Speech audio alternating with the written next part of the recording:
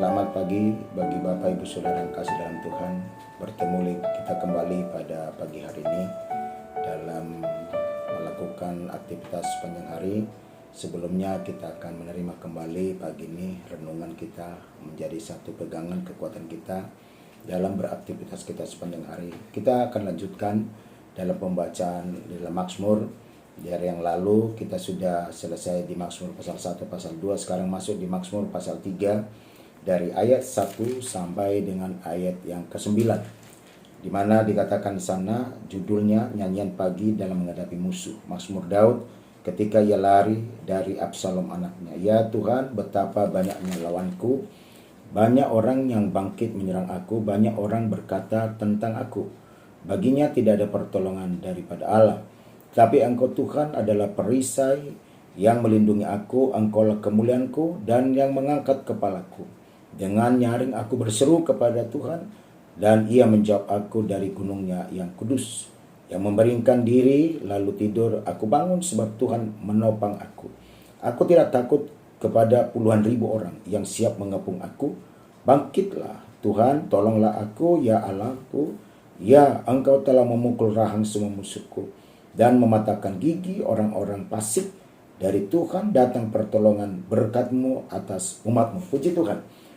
Dalam Mazmur pasal yang ketiga ini kita sudah membacakan ayat 1 sampai 9. Ada 3 hal yang kita perhatikan pertama di sana.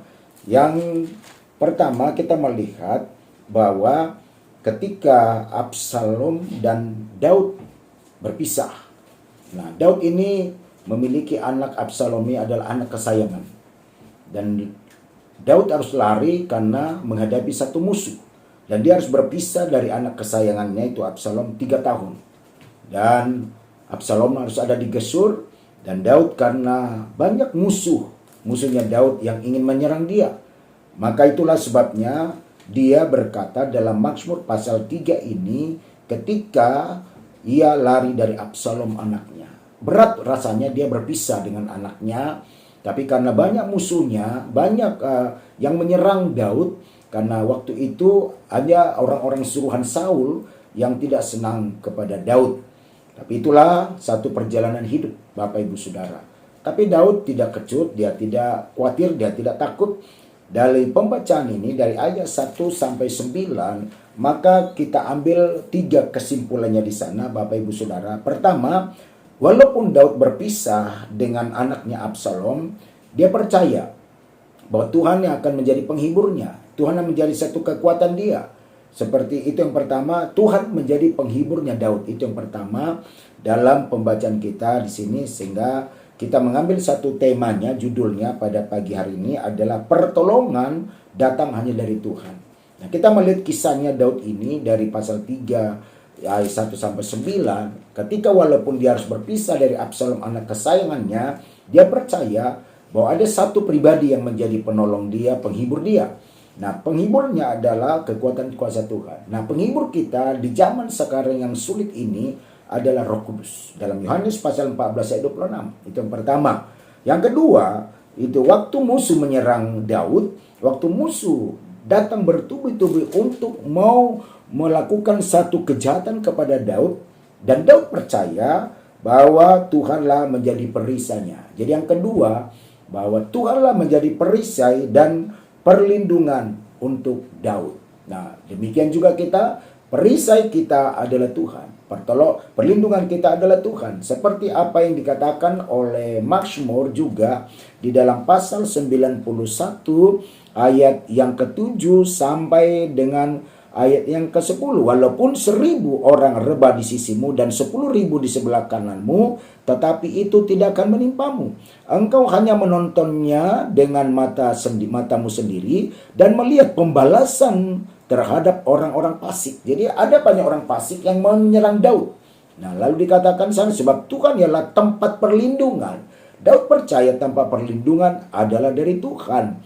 Dan tempat perlindungan kita adalah Tuhan. Yang Maha Tinggi telah kau buat tempat perteduhan. Malapetaka tidak akan menimpa kamu dan tulah tidak akan mendekat kepada kemahmu. Nah, ini pegangan Daud bahwa Sekalipun musuhnya, kita baca tadi dalam Mazmur pasal 3, ada banyak musuh menyerang Daud. Tetapi Daud berkata bahwa dia percaya Tuhanlah menjadi perisai dan perlindungan dia. Dan juga kita sepanjang hari ini dalam beraktivitas kemanapun, dimanapun kita berada, bekerja, berusaha, melangkah, kita percaya Tuhan menjadi perlindungan kita. Tuhan menjadi perisai kita. Jadi majulah, tidak usah perlu kita takut karena kita percaya. Ada satu kepercayaan kita, ada satu keyakinan kita, namanya pisteuo, ya. Itulah yang melindungi kita, ya Tuhan Yesus Kristus. Yang ketiga, yang terakhir, dalam pembacaan ini Tuhan yang tidak pernah terlambat memberi pertolongan. Tuhan tidak pernah terlambat memberi pertolongan. Nah, kita melihat tadi bagaimana di Mazmur pasal 3 itu, dan dikatakan di sana bahwa di ayat 9 dan di ayat 8 sampai 9 berkata, "Bangkitlah Tuhan, tolonglah aku." Ini doanya Daud. "Ya Allahku, ya Engkau telah memukul rahang semua musuhku dan mematahkan gigi orang-orang fasik." Orang fasik itu orang tidak takut Tuhan. Nah, ayat 9, "Dari Tuhan datang pertolongan, berkat-Mu atas umat-Mu." Jadi satu-satunya pertolongan yang bisa menolong kita di tengah-tengah keadaan apapun, di tengah-tengah menghadapi apapun hari ini, maka ingatlah Bapak Ibu Saudara, pertolongan hanya datang dari Tuhan. Dan Daud pun pernah mengalami, bukan saja kita, Daud pernah mengalami bagaimana dia diserang oleh keadaan kesulitan, diserang oleh orang-orang fasik, diserang oleh orang-orang yang tidak senang kepada Daud. Tetapi Daud percaya bahwa dia akan terus ditolong oleh Tuhan. Jadi 3 hal kita lihat dari pembacaan Mazmur pasal 3 ayat 1-9. Pertama, bahwa sekalipun dia harus berpisah dengan anak yang disayanginya itu Absalom, dia yakin bahwa Tuhanlah menjadi penghiburnya.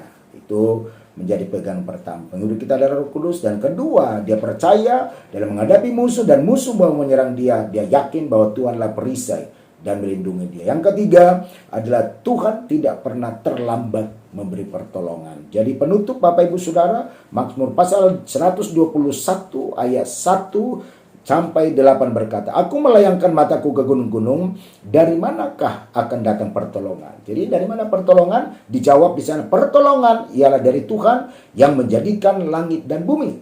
Ia takkan membiarkan kakimu goyah. Penjagamu tidak akan terlelap, sesungguhnya tidak terlelap dan tidak tertidur penjaga Israel. Tuhanlah penjagamu.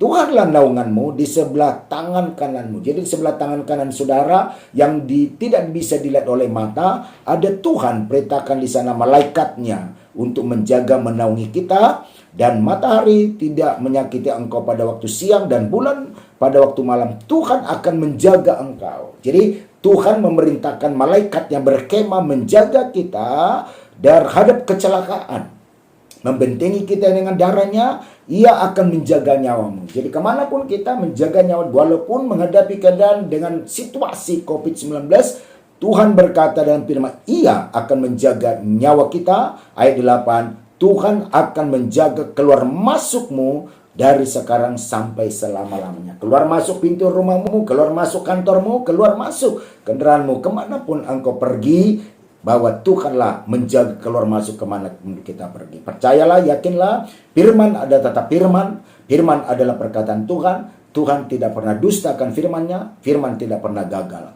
Tuhan Yesus menolong kita, Tuhan menyertai kita, Tuhan melindungi dan memberkati kita. Sebab di akhir jadi Mazmur 3 ayat 9 berkata, Tuhanlah memberikan berkat bagi umat-Nya. Diberkatilah kita semua, ditolonglah kita semua, dilindungi, kemurahan Tuhan menyertai kita.